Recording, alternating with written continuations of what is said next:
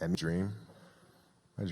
I have dreams, and dreams is they should be pure. And I think a lot of times, when we're born into this world, we actually wind up going backwards. And it seems like the more we mature, the more responsible our dreams become, and the more governors we put on ourselves and our ability to dream and to reimagine. And it's always a fight for us parents and for you guys to make sure that your dreams always stay pure. And so it's not a matter of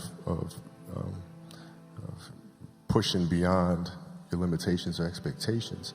It's really a matter of protecting your dreams, protecting your imagination. That's really the key. And when you do that, then the world just seems limitless. I think the best way to prove your value is to work, is to learn, is to absorb, to be a sponge. Right? But you always want to outwork your potential. As hard as you believe you can work harder than that. And that's what I tried to do when I first came in the league. But basketball is such a direct competition sport that me coming in at 17, I hated when my teammates would say, I get hit with an elbow. Right? I always had that extra chip on my shoulder. So every day in practice for me was really trying to annihilate everybody that I was playing against. Because I wanted to prove you don't need to babysit me. I'm fine, And so it's always that competitive nature, the work ethic, and curiosity. Because I asked a lot of questions. Playing with Byron Scott, I asked him a lot of questions. Eddie Jones, who was great at chasing guards off the screens, and I didn't understand how to do that. I would sit with him before practice, after practice.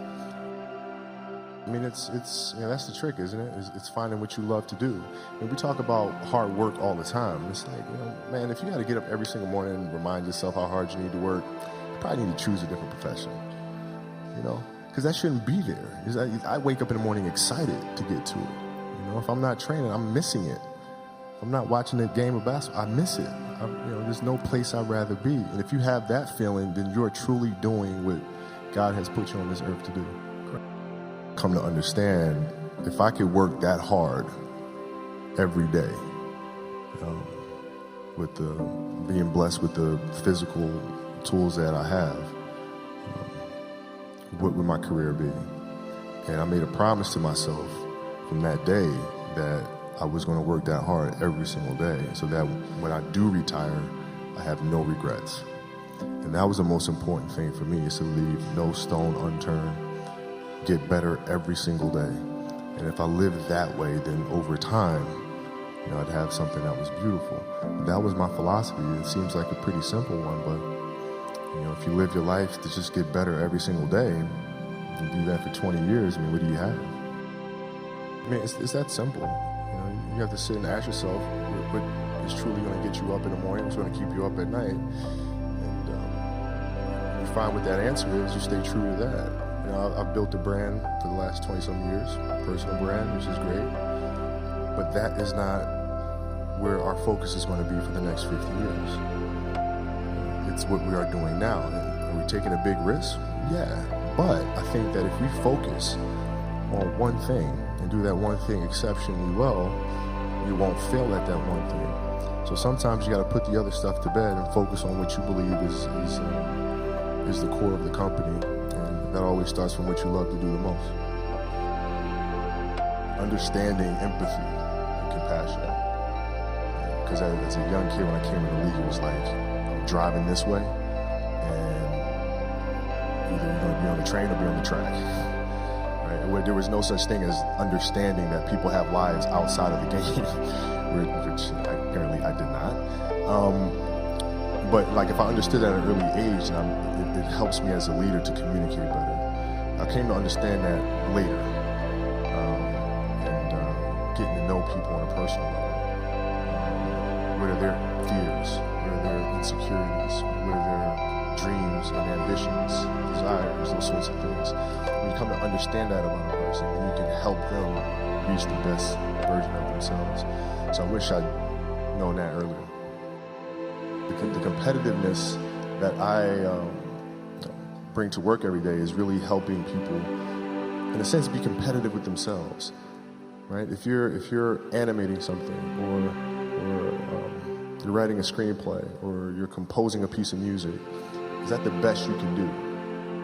Right? Don't ask me. Don't say, okay, do you approve? Don't ask me. I'm not the musician. I'm not the composer. You know. Right? So the competitiveness is more from an individual perspective. Is this the best you can do? And if the answer is yes, then off we go. I think it's important for athletes to own what it is that they're going through. It's awareness. Right? I think a lot of times we try to tell children, tell young athletes in particular, that if you have those thoughts and those feelings, that's weakness, that's bad, you shouldn't be feeling that, which then causes them to feel some type of way about themselves. Right? And they carry that around with them for the rest of their lives. And I think the most important thing is for us to be aware of what's going on in here. Not that it's bad, good, or indifferent, but it's awareness. And once you're aware of it, then you can choose to walk hand in hand with it, or you can choose to fight it, but you're making that decision. If you just can constantly bury that in the distance, then it starts festering, and it comes up in different ways. It manifests itself in different ways. Yeah, I try to get my kids to see the beauty in the process.